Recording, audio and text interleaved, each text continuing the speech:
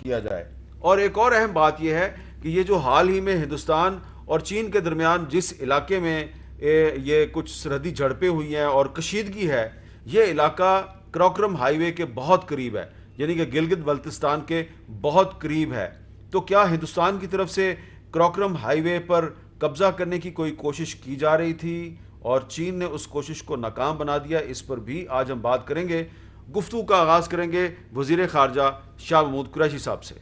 وزیر خارجہ صاحب، آج کا جو ہمارا اہم ترین سوال ہے وہ یہ ہے کہ ہندوستان کی طرف سے بیک وقت اس وقت پاکستان کے ساتھ بھی محاذرائی کی جا رہی ہے اور چین کے ساتھ بھی محاذرائی کی جا رہی ہے. پاکستان بھی ایک نیوکلیئر پاور ہے اور چین بھی ایک نیوکلیئر پاور ہے.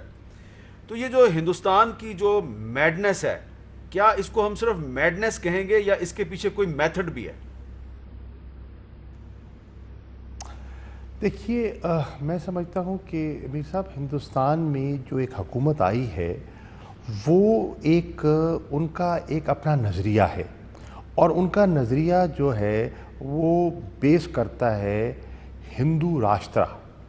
جو سیکولر انڈیا جو تھا نہرو کا، گاندھی کا، اس کو دفن کرنے پر وہ تلے ہوئے ہیں، اور وہ ایک ہندو میجورٹیرین گورنمنٹ کا تصور لے کر آئے ہیں. ان کی جو ہندوتوا آئیڈیالوجی ہے وہ نافذ کر رہے ہیں. اس میں اکھنڈ بھارت کا خواب وہ دیکھتے ہیں. اکھنڈ بھارت کا جب خواب دیکھتے ہیں تو اس میں پھر پاکستان متاثر ہوتا ہے، اس میں چین متاثر ہوتا ہے، اس میں نیپال متاثر ہوتا ہے، اس میں سری لنکا آتا ہے، اس میں افغانستان آتا ہے. تو ان کے ارادے جو ہیں وہ اور نوعیت کے ہیں. آپ دیکھیں کہ سارک ہمارا ایک فورم تھا جس کو اس سرکار نے، بی جے پی سرکار نے ڈس فنکشنل کر کے رکھ دیا ہے. کووڈ-19 کے ماحول میں ہم ایک دوسرے سے تعاون کر سکتے تھے، لیکن ایسا نہیں ہوا. مقبوضہ کشمیر میں وہ ریسٹرکشنز لفٹ کر سکتے تھے کرونا کو سامنے رکھتے ہوئے، انہوں نے ایسا نہیں کیا. لوکسٹ کا جو چیلنج آیا ہے پورے سب کانٹیننٹ کو اپنی لپیٹ میں لے سکتا ہے، امکانات ابھی بھی موجود ہے، انہوں نے اس کی طرف توجہ نہیں دی. تو یہ ایک مختلف حکومت ہے، اس کا مختلف ایجنڈا ہے، اور اس ایجنڈے پر اگر وہ گامزن رہتے ہیں تو اس خطے کا جو امن و استحکام ہے وہ متاثر ہونے کا ہمیں خدشہ ہے. اسی لیے میں نے اقوام متحدہ کے سیکرٹری جنرل سے بات کی ہے، اسی لیے میں نے سلامتی کونسل کو ایک نیا خط لکھا ہے، اور اسی لیے میں باور کرا رہا ہوں OIC کو کہ آپ جاگیے. اور اسی لیے میری یورپین یونین کے جو مختلف وزرائے خارجہ ہیں، میں ان کی توجہ اس ڈینجرس سمت جس پر ہندوستان چل نکلا ہے اس کی طرف دلوا رہا ہوں، اور ایک اس کا عملی مظاہرہ آپ لداخ میں دیکھ رہے ہیں. جی اچھا، اب آپ نے بہت اچھا کہا کہ آپ OIC کو بھی جگانے کی کوشش کر رہے ہیں. شاہ محمود قریشی صاحب، راج ناتھ سنگھ جو ہندوستان کے وزیر دفاع ہیں، انہوں نے 2-3 دن پہلے ایک انٹرویو دیا ہے، اس میں انہوں نے دوبارہ ریپیٹ کیا ہے کہ آزاد کشمیر جو ہے اس پر بھارت کا حق ہے. تو کل DGISPR major general Babar Iftikhar سے ہماری بات ہوئی اور انہوں نے بہت واضح الفاظ میں ہندوستان کو وارن کیا ہے، کوئی غلطی نہ کرنا ورنہ آپ کا ہم بھرپور جواب دیں گے. آپ کو لگ رہا ہے کہ ہندوستان کی طرف سے آنے والے دنوں میں آزاد کشمیر پر کسی حملے کا کوئی منصوبہ ہو سکتا ہے؟ کیا وہ کوئی ایسی حرکت کریں گے؟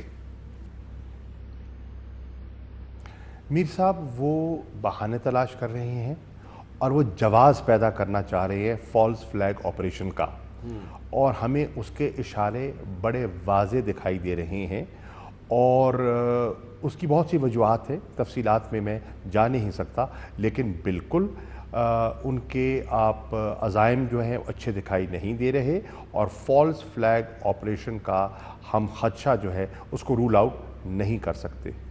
یہ بتائیں کہ آپ کو صرف آزاد کشمیر میں فالس فلیگ آپریشن کا خطرہ نظر آ رہا ہے، یا وہ علاقہ جہاں پہ اس وقت چائنا اور انڈیا کی بھی ایک ٹینشن چل رہی ہے، جو لداخ کے آس پاس کا علاقہ ہے، دولت بیگ بیس ہے، وہ کراکرم ہائی وے کے بہت قریب ہے، آپ کو یہاں پہ بھی انڈین اگریشن کا کوئی خطرہ ہے؟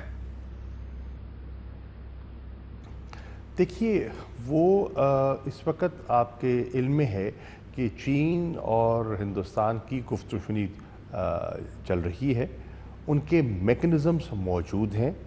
یہ بھی تجاوز ہندوستان نے کیا ہے کہ وہ علاقہ جو متنازع علاقہ تھا وہاں جا کے انہوں نے کنسٹرکشن شروع کر دی بغیر مشاورت کے, اور وہاں وہ سڑکوں کا جال بچھانا شروع کر دیا, ایئر سٹرپس بنانے شروع کر دیے. چین کو ہرگز یہ قبول نہ تھا, نہ ہے, نہ ہوگا. اب یہ ان کا خیال ہے کہ چین خاموش رہے گا, نہیں رہے گا, اور چین نے بڑا واضح پیغام دیا ہے. اور آپ نے دیکھا کہ انہوں نے کچھ موومنٹس کی ہیں, اس موومنٹ سے انہوں نے اپنی نفری میں اور اپنے ارادوں میں ایک بڑا کلیئر سگنل ہندوستان کو دیا ہے کہ ایک حد سے آپ تجاوز کریں گے تو ہم برداشت نہیں کریں گے. ہم لڑائی نہیں چاہتے, ہم چاہتے ہیں کہ گفت و شنید سے مسئلہ حل ہو جائے, لیکن جو آپ کے ارادے ہیں ان پر ہم خاموش نہیں رہیں گے.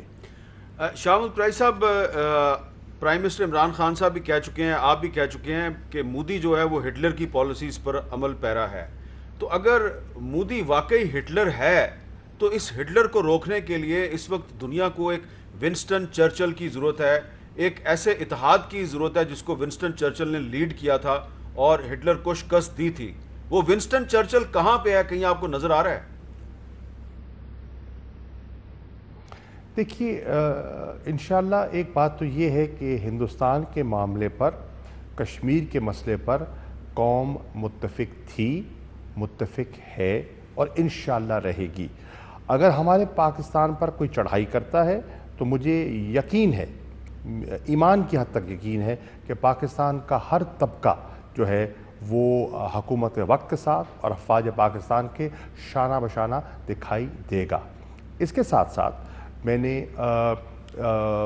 انشاءاللہ عنقریب فیصلہ کیا ہے کہ میں دفتر خارجہ میں نے کچھ اجلاس منعقد کروں گا, جس میں نے آج سے کچھ روز پہلے, عید سے پہلے, میں نے جتنے پرانے ہمارے فارن سیکرٹریز تھے جو چین کے بارے میں مہارت رکھتے ہیں, ہندوستان کے بارے میں مہارت رکھتے ہیں یا انہیں وہاں سرو کیا ہے, ان کا اجلاس میں نے بلایا تھا, تبادلہ خیال کیا تھا. ایک نشست میری ہوئی ہے, ایک نشست میری انشاءاللہ عنقریب اور بھی ہوگی.